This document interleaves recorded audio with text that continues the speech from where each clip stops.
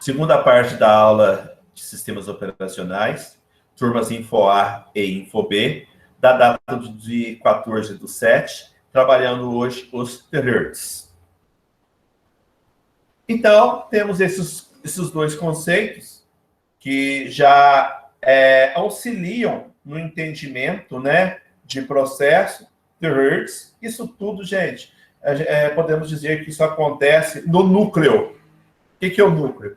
É o centro do seu processador. Quando você pega um i3, quantos núcleos ele tem? Ele tem 2 núcleos. Quando você pega um i5, quantos núcleos ele tem? Ele tem 4 núcleos. O que seriam os núcleos? Seria como se eu tivesse, vamos imaginar o i5, como se eu tivesse 4 processadores trabalhando ao mesmo tempo. Sendo que no passado, nós já tivemos placas-mãe trabalhando com 2 processadores. Algo totalmente inviável.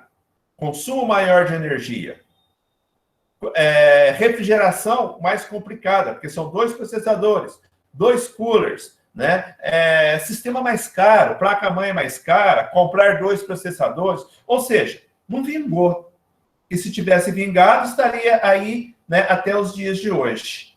Voltamos para um processador só, porém, dentro do processador existe a divisão dos núcleos.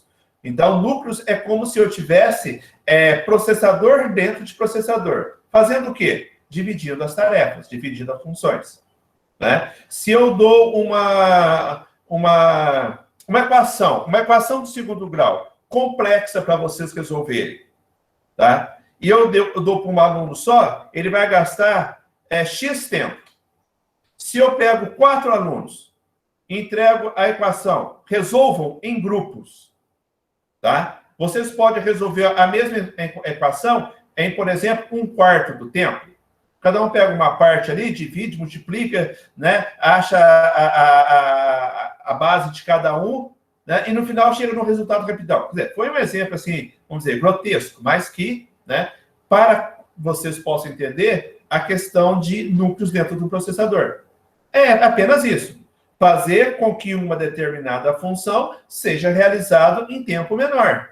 Enquanto um realiza a mesma tarefa em X, 4 realiza em 1/4 desse X. Pronto, resolveu o meu caso. Tá? Dentro de cada núcleo, os processos estão divididos. Dentro de cada processo, as funções, os threads, né?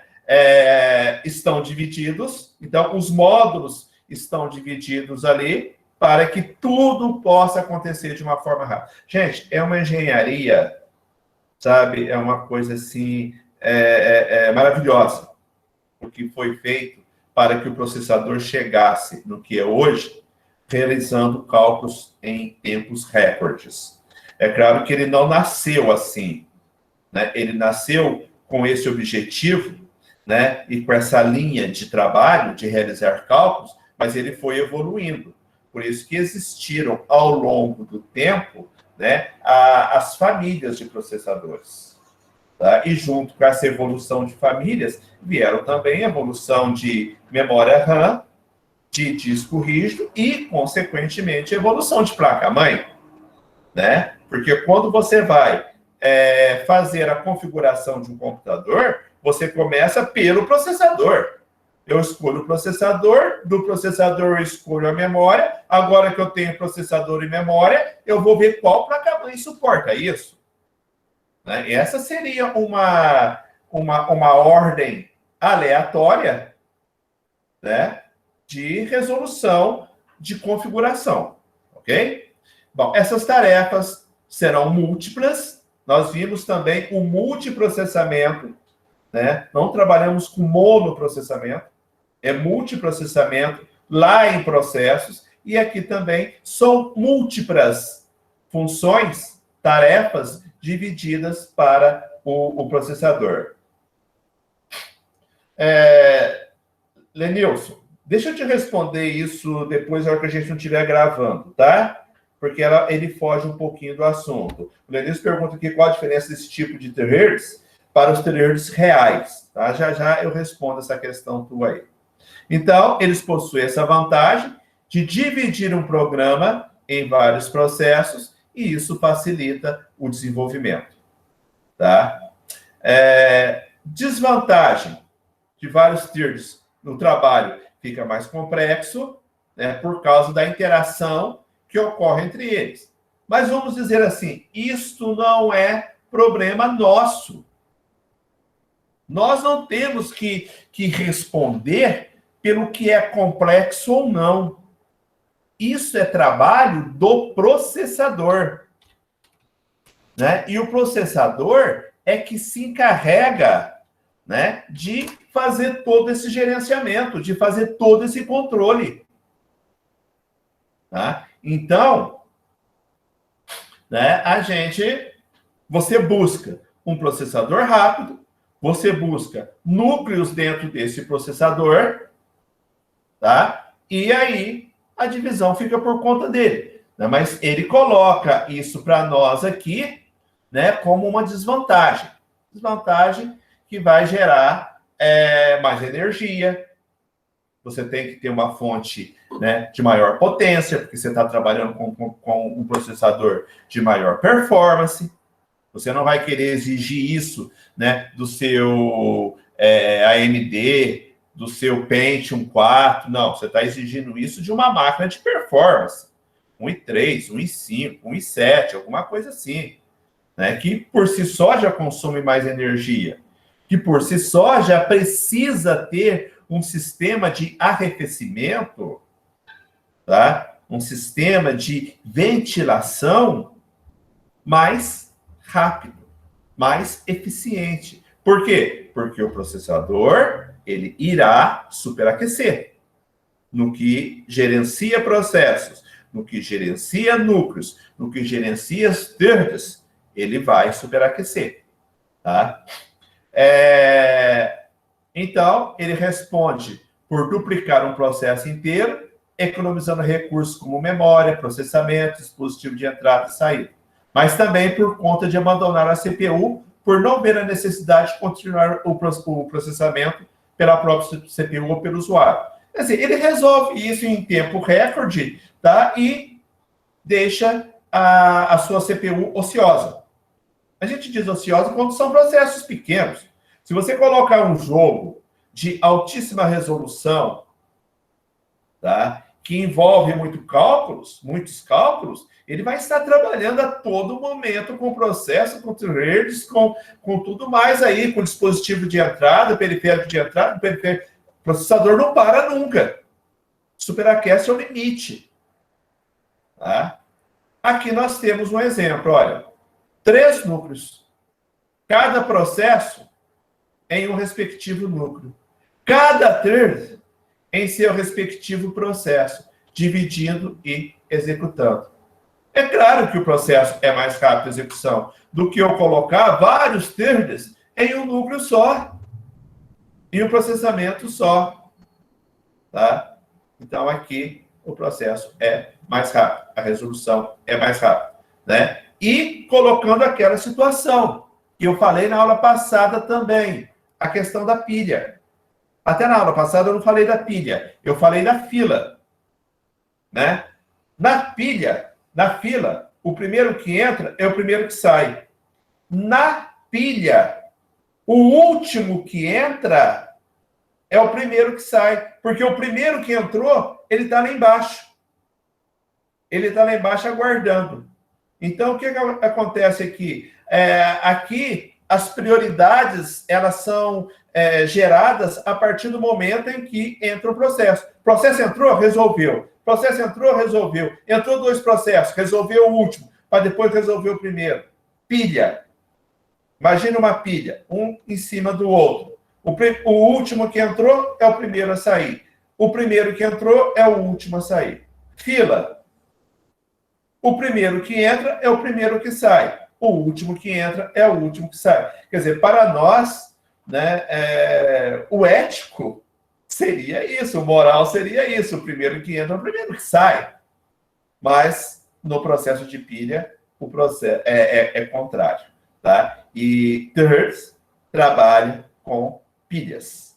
Tá? Então, mostrando aí, né, as pilhas de execuções, de comandos, dentro de cada thread, que são as divisões da tarefa. Então, cada tarefa tem a sua respectiva pilha, as tarefas divididas dentro de um único núcleo que está realizando um processamento.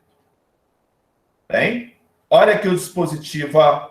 Entrei com o teclado, dispositivo de entrada. A hora que eu dei um Enter, foi lá no processador realizar um processo. Processo esse que é realizado dentro de um núcleo. O núcleo, para ficar mais rápido, quebra em vários programas, em várias funções, em vários threads. Após isso daqui, a informação pode ser armazenada, quer dizer, ela é jogada em vídeo, né? Mas ela pode ser armazenada em RAM ou armazenada em disco. Na verdade, o excesso da informação que não coube na memória RAM vem para o HD. Tá? Momentaneamente. Então, o que o sistema operacional achar viável gravar, ele grava. Se não, momentaneamente. Aí, talvez, Lenilson, entra nessa questão que você colocou para mim, dos threads reais. O que é uma memória virtual? É uma memória que fisicamente não existe. Fisicamente, aquela que você pega. Mas que é manipulada, que é gerada no momento em que você ligou o seu computador. O próprio sistema operacional se encarrega de criar uma memória virtual. A memória virtual nada mais é do que um espaço da memória junto com o espaço do HD para guardar informações, complementando a memória RAM, a memória real. Ou seja, o que está na memória virtual pode ir direto para o disco para ficar guardado momentaneamente, não fisicamente, tá? Momentaneamente, para poder aliviar a memória virtual e a memória RAM e ele continuar fazendo cálculos e guardando. Se em algum momento um processo tiver que buscar resultados, ele vai na RAM. Encontrou? Não. Ele vai na virtual. Encontrou? Não. Aí ele vai no HD.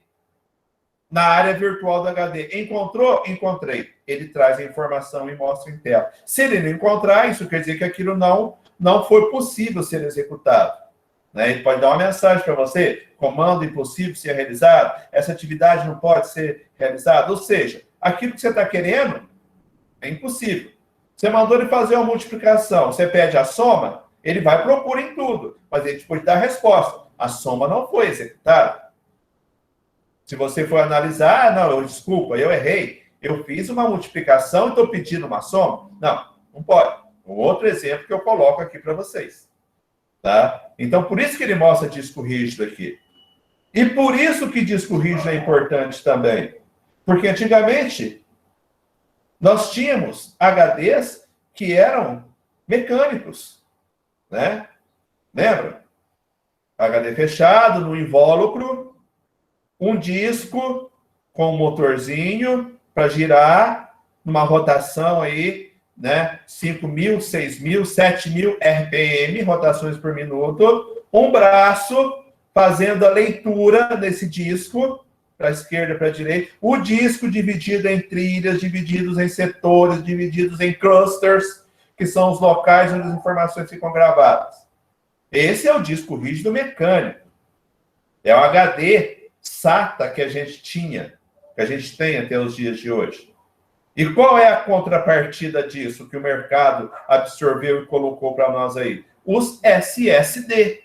O que são SSD? São HDs, são tipo memória flash, igual seu pendrive, que guarda informação de uma forma eletrônica e não mecânica. Tá? E aí, né, nós temos o que temos hoje. Então, são muito mais rápidos do que os discos mecânicos que nós tínhamos antes. Bem?